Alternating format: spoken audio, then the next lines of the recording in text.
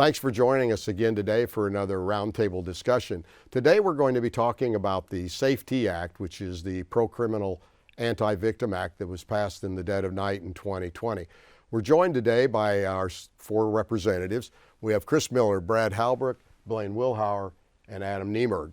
And we're going to talk a little bit about the bill that was passed and some of the consequences of having implemented this bill and going to continue to implement the bill. And I know, Brad, you've been very active in trying to find solutions and ways to improve this bill. Well, gentlemen, public safety should be our number one issue. And this 700-page plus bill that was passed in the wee hours of the morning at the tail end of lame duck has got some ripple effects. It's still rippling throughout our communities. What we're seeing kind of immediately was the fair amount of law enforcement officers, police chiefs, and sheriffs that are resigning or retiring early. It's causing quite an effect immediately from the passage of this bill last January of 2021. I know, Chris, you have a police department. Yeah, one of the local police departments in Clark County at Westfield disbanded their police department because these unfunded mandates are so intrusive that they had to shut down. And we're seeing this all over the state. Sheriffs are retiring. Adam, I know you've had some experience. So we did in Macon County. We lost a police chief. Some of your experiences down in Southern Illinois. Yes, Dan and folks, thanks for tuning in with us here today. It's been just a complete lack of common sense. I have multiple sheriffs that have decided to retire. I have many friends of mine that I received phone calls when the bill was passed, really having to think about whether or not they want to pursue a career or continue their career in law enforcement.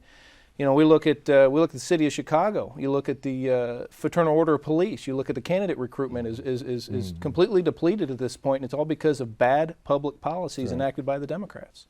And we're seeing that. And in the Illinois State Police, we're now going to have, hopefully, 3 classes to help build up the Illinois State Police. They're so depleted. But yet when they do the job interviews, when they post these openings, they don't get the qualified candidates that they've had in the past. And Blaine, I know down in your district, things are still up in the air with some of your law enforcement folks. Yeah, we've had many of the same problems as what's been outlined here, but you know, I think this is very enlightening on how Springfields solves or doesn't solve problems. We have a real problem in this town and in this legislature of actually getting to root causes of the problems. Everybody can see that crime is out of control in our cities, and it's not just Chicago. It's trickling into the suburbs and downstate. But we really, when they go to tackle problems like this in Springfield, they do it from more of a political perspective than they do actually solving the issue. You know, most of the things that we see come through the General Assembly here seem to be a lot more geared towards punishing police than they do actually, solving the crime problem. But you know, if we want to get really serious about solving crime and solving the root causes of crime, you know, we need to focus up more on opportunity than we do, punishing the police and that kind of stuff. We have driven opportunity out of the inner city areas into rural areas, and that's something that I think that people need to better understand. You know, a lot of the things that afflict us in our poorer rural communities are the same things that afflict the poor inner city communities. You know, bad public policy over generations has driven opportunity away from these communities, and I think there's a lot of common ground that we could get to if we could just have conversations about really solving the real issues. You know, stop doing the politics, stop doing the special interest, and really tackle these problems of opportunity. That's great. And Chris, I mean, some of the parts of this SAFE-T Act that, we focused on in the past that have really, I think, have negatively impacted our communities and that created a spike in crime here in the last 2 years. Well, I think that's an excellent point. And I know that, the foundation of a civil society has to begin with the rule of law. If we don't have rule of law, we don't have a civil society. most of what we've seen happen in Illinois, it's because of a bad public policy. The soft on crime doesn't work, and we've seen that over time. And it never works. And just as a parent, raising 7 kids, I know that when we're soft on crime in the house, behavior doesn't change. But if there are consequences to bad behavior, then guess what? Behavior begins to change. And I know that experientially, and we can see that in the state of Illinois because of catch and release, because of all the things that they do to victimize the victim and to make heroes out of the criminals. It's just led to chaos in the streets over time, and that the approach that we've been taking, it's like the old cliche, it's insanity to do the same thing over and over again and expect different results. And we need to own what's going on here in the state of Illinois, and we need to take specific and direct action to fix the problem, and that is consequences have to be administered to people that break the law. The rule of law is fundamental and foundational to a civil society. Some of the things, Brad, that are in this bill, the unfunded mandates, trampling on the rights of our law enforcement people, Right. Things that have really created havoc within our law enforcement Well, community. without a doubt, the unfunded mandates are causing a tremendous amount of havoc on these departments. Budgets are already pretty tight, and these unfunded mandates will drive that up. The training requirements, that was put into place, and yet the ability or the capacity to do the training wasn't even there yet. And so here was all these new unfunded mandates, new training requirements, and no capacity to handle that. To Chris's point about being soft on crime, we continue to see quarter after quarter crime rates increasing. The new data that was just released for the new year here as we're starting to, Illinois leads the region and the nation as far as crime rates. 4.3 per thousand versus 4.0 as a nationwide average per thousand. So we're seeing this continue to happen. The crime rates are going up. Cash bail, another situation, or cashless bail. Cashless bail, So, exactly, real problems. Very serious problem. Our police officers, one of the key components of this crime bill is the anonymous complaints that can be filed against our law enforcement officers, and how that's affecting, and also the immunity, qualified immunity, are two subjects that I think we really should address and reform. Yeah, we do need to we need to look at that stuff. I mean, police officers, they have due process rights as well, and I don't think that we can completely ignore that. Brad mentioned the cash bail or the cashless bail. This stuff isn't new. They've tried this in the city of New York, and even Bill de Blasio, who is an avowed socialist, says that cash bail is a bad idea. And he said this before we started talking about it here in the General Assembly in Springfield, and we still can't get that stuff through to us. And that's really a shame, and it's again enlightening on how the decision-making process is very, very, very flawed in this state. Our two largest city crime has been just off the charts, up 30-40%. Robberies, murders, carjackings, assaults, sexual assaults are up. Two largest cities, obviously, in Illinois, Chicago and Aurora, off the charts in the last 2 years. What do you think part of that is? Well, folks, what we're looking at is just a complete lack of common sense from the other side of the aisle. We're in a situation where we know there's bad actors. We know criminal justice reform is something that needs to occur, and the police organizations understand that as well. They want to be brought to the table to have these discussions, to move it forward. But when you enact such bad public policy, when you vilify law enforcement to such a degree, the authority level is gone on law enforcement. And it's not just limited to Chicago or the northern part of the state. It comes down into our area as well. I had a Wayne County Sheriff's deputy just recently gave his life in the line of duty. So it's down in Wayne County, it's up in Chicago, and ultimately what we really need to ask ourselves, and what everybody watching needs to ask themselves, is, are you safer? Are you safer on the streets in your hometowns? Are you safer on the streets in Chicago, in Aurora?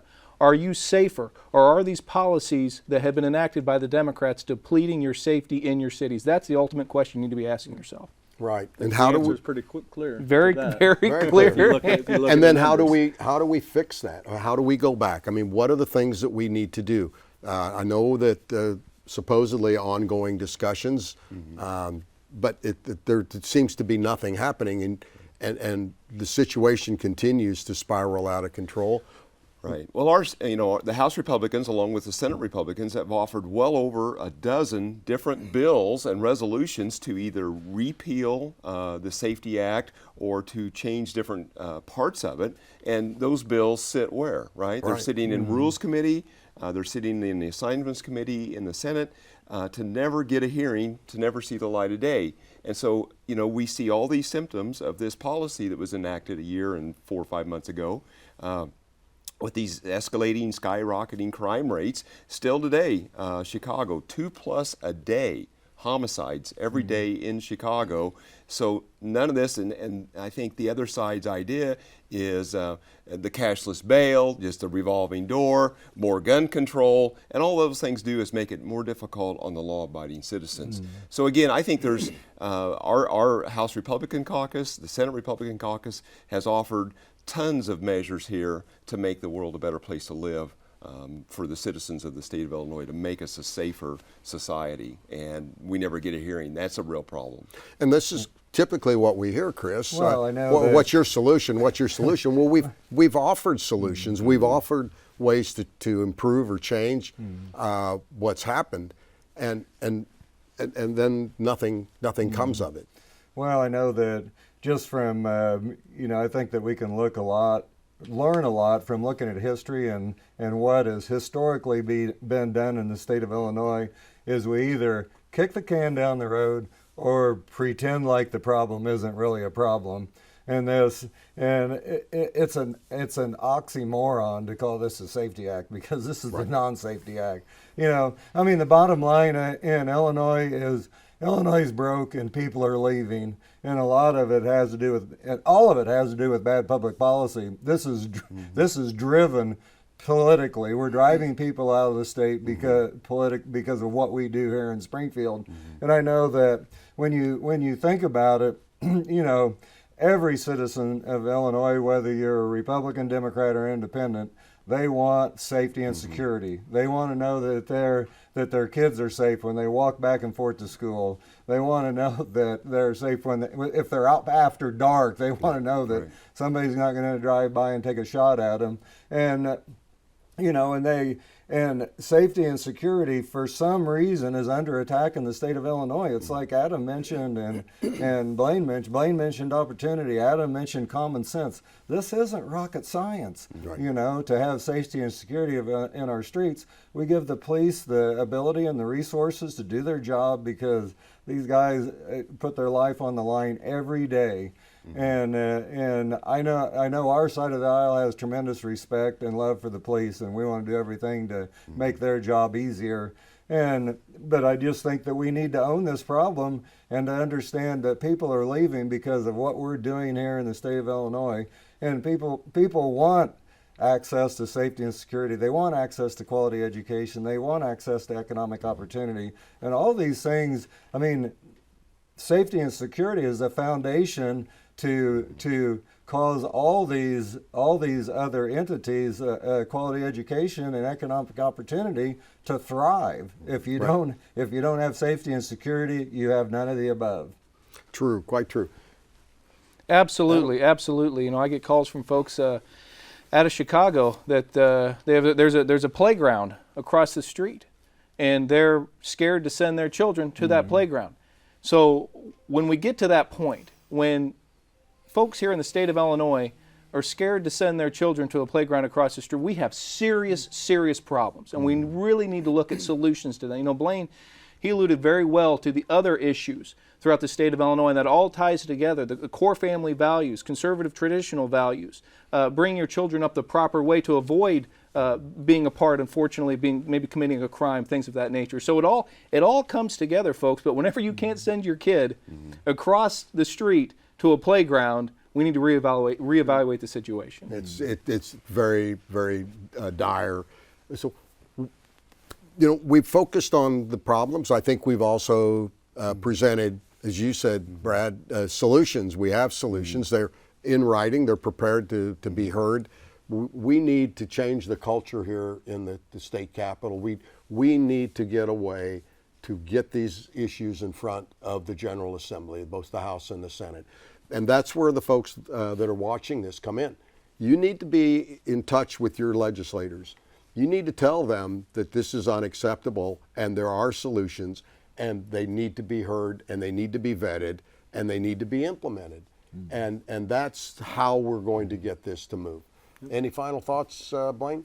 We just need to restore respect and the proper authority to law enforcement. They've taken a major hit through this whole crisis. They've got a job to do. We need to make sure that they're properly equipped to do it and that they're supported in doing so. And like I said before, we need to start focusing on bringing real opportunity to these communities and standing up the traditional family and the traditional values that's ultimately made our country great. True. Anything else? Yeah. So I want to Adam's earlier point. Some of these neighborhoods that are most affected by this crime, their legislators led the charge for this SAFE-T Act. And as a matter of fact, one of them was unfortunately a victim of a carjacking that voted for these. Correct. For this that was in the legislation. media all over just recently. And so it defies all logic to say, well, your neighborhoods are most affected negatively by this. And so we continue to see these crime statistics roll in that is going the wrong direction. Guys, I think the call to action should be to HR 589, I believe is the number, to call all the legislators across the state and ask them to get 589 a full and complete hearing. Thank you. Great. Chris? No, I just think that we need to return back to the fundamentals that made our nation great and made Illinois great, and that's the rule of law. Thank you. The law has teeth in it, and the law has consequences, and you do that, and a lot of these things go away. Will go away. All right. Wrapped up. We're good. Thank you all for joining us today for our edition of Roundtable. I think this has been very productive. We hope that you follow through the House bill again. HR 589, 598, HR 598. Okay, right. HR 598. Go ilga.gov. You can look for the bill. Call your legislator. Let's get this out on the table. Let's have a hearing. Thanks again.